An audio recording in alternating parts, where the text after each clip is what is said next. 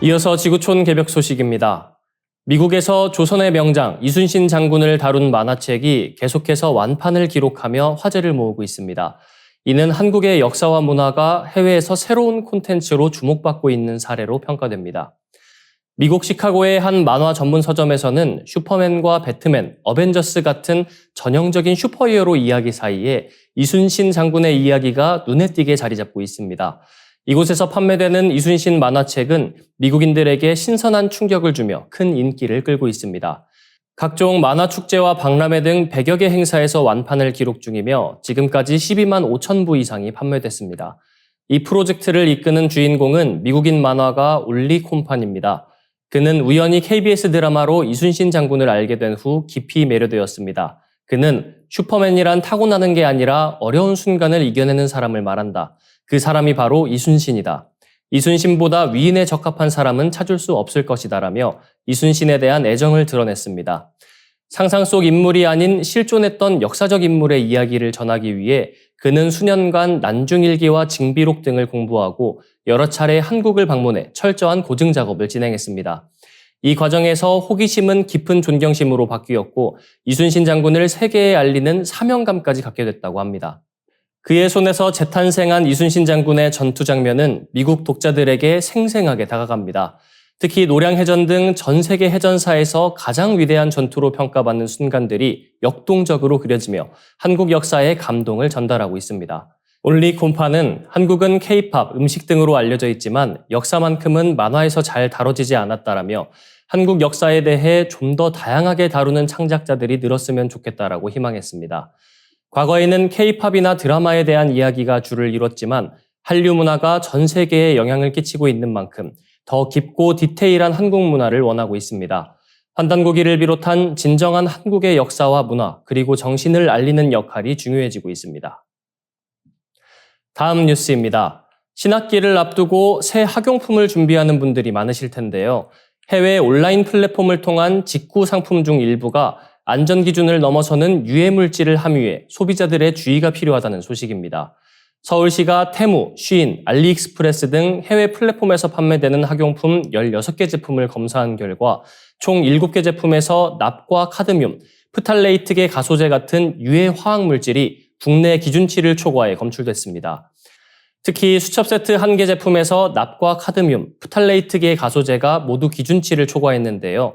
볼펜 심에서는 납이 국내 기준의 231배에 달했고 수첩 표지에서는 카드뮴이 5.6배, 프탈레이트계 가소제가 무려 92.2배나 높게 나왔습니다. 수첩 표지 안쪽 투명 필름 역시 문제가 되어 1.5배 수준의 프탈레이트계 가소제가 검출됐습니다.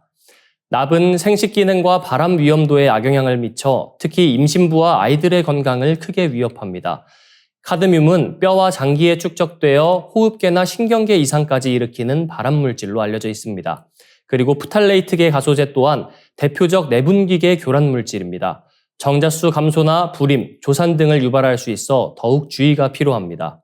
이 외에도 연필 세트의 필름 부위에서 프탈레이트계 가소제가 국내 기준의 28.4배가 검출됐고 구부러지는 연필 역시 플라스틱 부위에서 최대 111.5배, 지우개 부위에서 5.2배를 초과한 수치가 나왔습니다.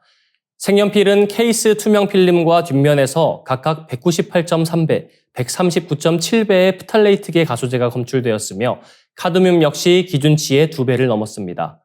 또한 물감 세트 녹색 고체 물감에서는 납이 국내 기준보다 5.1배 높게 확인됐습니다. 서울시는 앞으로도 해외 온라인 플랫폼을 통한 직구 학용품에 대한 안전성을 꾸준히 점검하겠다고 밝혔습니다. 특히 해외 직구 제품 구매가 계속 늘어나는 만큼 이슈가 되는 품목 위주로 검사 범위를 넓혀 소비자 안전 사각지대를 줄이겠다는 방침입니다. 신학기를 맞아 자녀를 위한 학용품을 준비하실 때에는 제품의 인증 여부와 성분, 원산지 정보를 꼼꼼히 확인해 보시는 것이 좋겠습니다. 다음 뉴스입니다. 교육부가 최근 10년간 시도별 초등학교 입학생 추이와 2025학년도 지역별 취학 예정 아동수를 공개했는데요. 그 결과 2025학년도 전국 초등학교 1학년 취학 예정 아동이 35만 6천여 명에 그쳐 10년 전 대비 10만여 명이나 줄어든 것으로 나타났습니다. 이 저출생 문제는 생각보다 더 심각합니다. 통계청 자료를 보면 2004년 출생아 수가 47만 6천여 명이었는데 지난해에는 약 절반 수준인 23만 8천여 명으로 급감했습니다. 출생아 수가 급격히 줄면서 학령 인구 역시 큰 폭으로 감소하게 되었고 지역별 초등학교 통폐합도 가속화될 전망입니다. 지난 10년간 초등학교 입학생 수가 가장 많이 줄어든 지역은 전북이며 이어 경북, 경남 순이었습니다. 특히 올해는 전국 초중고 49곳이 학생 수 감소와 학교 통폐합으로 인해 폐교될 예정입니다. 2020년부터 지난해까지 폐교된 학교만 해도 137곳에 달하는데요. 올해 그 수가 더 큰 폭으로 늘어나면서 교육 현장의 어려움이 가중되고 있습니다. 주목할 만한 점은 지난해 전국 초등학교 중 입학생이 한 명도 없었던 곳이 112곳에 달했다는 사실입니다.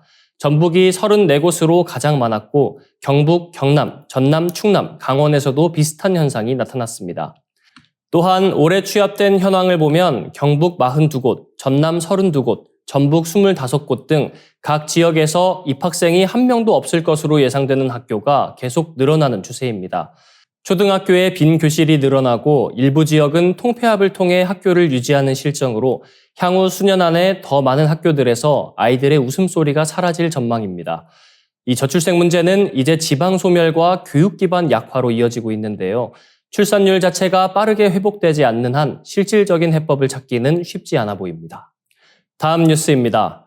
미국 도널드 트럼프 행정부가 세계보건기구에서 다시 탈퇴를 선언하면서 전 세계 보건 안전이 심각한 도전에 직면했습니다.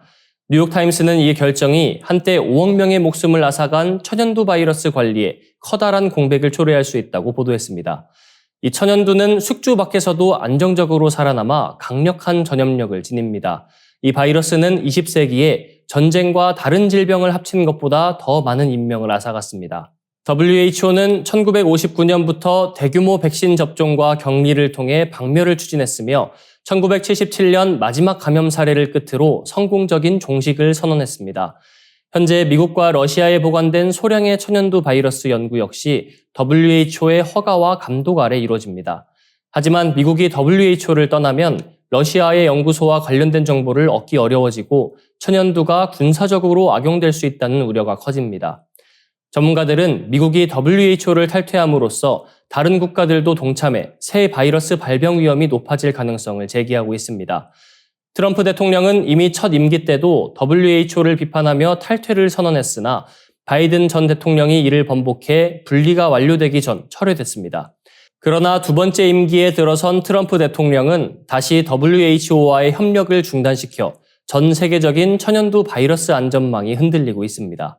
실제 미국 다트머스대 의대의 다니엘 R. 루시 교수는 WHO 탈퇴가 천연두 무기화의 공포를 부추길 수 있다고 경고했습니다. 또한 미국 미네소타대 마이클 T. 오스터홀름 센터장은 글로벌 보건 안전은 미국이 대표성을 가질 때만 효과적이라며 WHO 탈퇴가 거듭되면 세계적인 협력이 약화될 수 있다고 강조했습니다. 전문가들은 천연두 박멸이 국제 공조의 상징이라며 WHO가 비판받을 점이 있어도 전 지구적 감시와 대처를 위해 꼭 필요한 기관임을 재차 역설하고 있습니다. 상제님께서는 앞으로 시두가 대발하면 내 세상이 온 줄 알아라고 말씀하셨습니다. 이 말씀에서 개벽의 신호탄으로 천연두가 다시 창궐할 것임을 알 수 있습니다. 깨어진 정신으로 천지대세에 눈떠 있어야 할 때입니다. 더 많은 지구촌 개벽 소식, STV 상생방송 유튜브 채널을 통해 확인할 수 있습니다.